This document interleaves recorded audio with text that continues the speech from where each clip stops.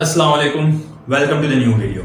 पाकिस्तान एक ऐसी लोकेशन में मौजूद है जहां पर हिमालय और कराक्रम के पहाड़ी सिलसिले मौजूद हैं और इन माउंटेन रेंज की वजह से पाकिस्तान में बहुत ज्यादा जल्जले आते हैं। अगर हम देखें तो पाकिस्तान की हिस्ट्री का सबसे ज्यादा वर्स्ट तरीन जल्जला जो था 8 अक्टूबर 2005 का, जो कि 7.6 मैग्नीट्यूड की शिद्दत का जल्जला, जिसमें पाकिस्तान के तकरीबन 70 से 80 हजार लोगों की डेथ हुई थी और लाखों लोग इंजर्ड हुए थे। मेरे पर्सनली खुद के भी ऐसे बहुत से फ्रेंड्स हैं जो कि आजाद कश्मीर से बिलोंग करते हैं और उनके पेरेंट्स की डेथ भी इस खतरनाक तरीन जल्जले में हुई थी। पाकिस्तान की हिस्ट्री का एक और खतरनाक जल्जला 24 सितंबर 2013 का है, जो कि पाकिस्तान के साउथ में मौजूद बलोचिस्तान में आया था। उसमें भी तकरीबन 800 से 900 लोगों की डेथ हुई थी और काफी ज्यादा लोग इंजर्ड हुए थे। इसके अलावा रिसेंटली कुछ दिन पहले एक जल्जला आया जिसमें लकीली कोई जानी नुकसान नहीं हुआ। तो सवाल ये पैदा होता है कि ये जल्जले क्यों आते हैं, इनके पीछे साइंटिफिक रीजन क्या है। तो आज मैं आपको ऐसी कौन कौन सी रीजंस हैं जिनकी वजह से जल्जले आते हैं। मुल्क में एक बार फिर जल्जला। At least 13 people have died after 6.5 magnitude quake struck parts of Afghanistan and Pakistan.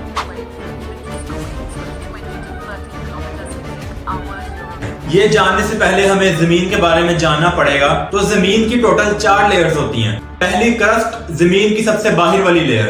दूसरी मेंटल, जहां पर बहुत ज्यादा जियोलॉजिकल प्रोसेसेस होते हैं। तीसरी इनर कोर, जो कि जमीन की अंदरूनी लेयर होती है। और चौथी आउटर कोर, जो जमीन को प्रोटेक्ट करती है सूरज से आने वाली हार्मफुल सोलर रेडिएशन से। अगर देखा जाए तो क्रस्ट जमीन की सबसे बैरूनी लेयर है, जो कि 5 से 70 किलोमीटर तक मोटी होती है। अगर इसका कंपैरिजन किया जाए दूसरी 3 लेयर्स के साथ, तो उनके कंपैरेटिवली ये लेयर बारीक होती है और ये लेयर बहुत ज्यादा टेक्टोनिक प्लेट्स में डिवाइड है, जो कि मेंटल लेयर के ऊपर मूव करती है। और इसी लेयर में बहुत ज्यादा जियोलॉजिकल प्रोसेसेस होते हैं। इसके नतीजे में वोल्केनिक इरप्शंस यानी कि लावे का फटना, अर्थक्वेक यानी कि जल्जले, और मिनरल्स और फॉसिल फ्यूल का पैदा होना, ये सब जियोलॉजिकल प्रोसेसेस क्रस्ट में होते हैं। इसके बाद जो दूसरी लेयर है वो है मेंटल लेयर, जो कि बहुत ज्यादा इंपॉर्टेंट कंपोनेंट है जमीन का। ये लेयर बहुत ज्यादा कुदरती और फिजिकल प्रोसेसेस में इंपॉर्टेंट रोल प्ले करती है। ये लेयर क्रस्ट से नीचे होती है, जो कि जमीन का तकरीबन 84% बनाती है और बहुत ज्यादा सॉलिड होती है और ये जमीन में होने वाले नेचुरल प्रोसेसेस के लिए रिस्पॉन्सिबल होती है, जैसा कि टेक्टोनिक प्लेट्स की मूवमेंट। और जब ये टेक्टोनिक प्लेट्स मूवमेंट के दौरान एक दूसरे से टकराती हैं तो उसके नतीजे में जल्जले पैदा होते हैं और वोल्केनिक इरप्शंस होती है, जैसे कि लावे का फटना। इसके बाद तीसरी लेयर इनर कोर है, जो कि जमीन का अंदरूनी हिस्सा होता है। इनर कोर सबसे ज्यादा सॉलिड होता है क्योंकि ये निकल और आयरन से मिलकर बना होता है और इसका रेडियस 1220 किलोमीटर होता है। और इसका अगर हम टेम्परेचर देखें तो ये 5500 सेल्सियस होता है, जो कि सूरज से भी ज्यादा गर्म। इस इनर कोर का काम मैग्नेटिक फील्ड्स को जनरेट करना है, जो कि सूरज से आने वाली जितनी भी हार्मफुल सोलर रेडिएशंस होती हैं उनसे जमीन को प्रोटेक्ट करना है। इसके बाद जमीन की सबसे आखिरी लेयर यानी कि आउटर कोर की बारी आती है। आउटर कोर बेसिकली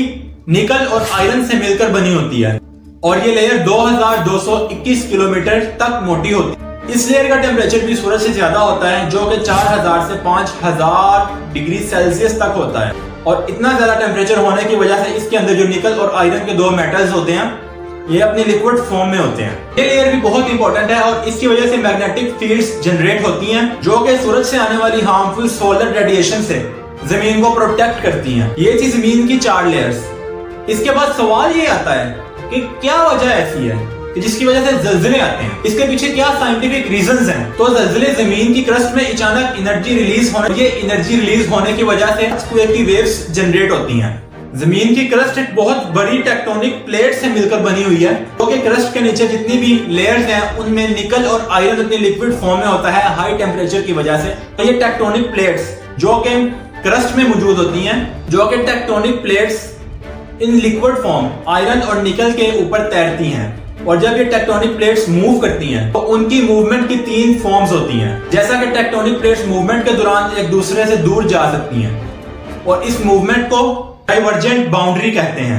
यहाँ ये टेक्टोनिक प्लेट्स मूवमेंट के दौरान एक दूसरे के साथ स्लाइड कर सकती हैं और इस स्लाइड करने को ट्रांसफॉर्म बाउंड्री कहते हैं। यहाँ ये टेक्टोनिक प्लेट्स मूवमेंट के दौरान एक दूसरे के नजदीक जा सकती हैं, जिसको कन्वर्जेंट बाउंड्री कहते हैं। कन्वर्जेंट बाउंड्री में जहां प्लेट्स एक दूसरे की तरफ आती हैं तो उस वक्त जल्जले आते हैं। तो इसके बाद सवाल ये आता है कि अर्थक्वेक के दौरान अपने आप को प्रोटेक्ट कैसे किया जाए, कैसे अपने आप को सेफ रखा जाए। सबसे पहले अगर आप घर के अंदर हैं तो अंदर ही रहिए और अगर आप बाहर हैं तो बाहर ही रहिए। अर्थक्वेक के दौरान अगर आप घर से अंदर या घर के अंदर से बाहर जाए, इसमें ऐसे बहुत से चांसेस होते हैं कि कोई ना कोई चीज अर्थक्वेक के दौरान आके आपको हिट कर जाए। और अगर आप घर के अंदर हैं तो सिर्फ एक सिंपल फ्रेज याद रखें, ड्रॉप, कवर, होल्ड। ड्रॉप यानी किसी भी चीज के नीचे जाकर बैठ जाएं, जैसे कि टेबल, डेस्क या कोई भी सॉलिड चीज। कवर का मतलब अपने हेड को कवर रखिए ताकि कोई भी चीज आपके सर पर ना गिर जाए। होल्ड ऑन का मतलब जिस भी ऑब्जेक्ट के नीचे आप जाकर बैठे हैं उसको बहुत जोर से होल्ड कर लें ताकि आप कवर रहें।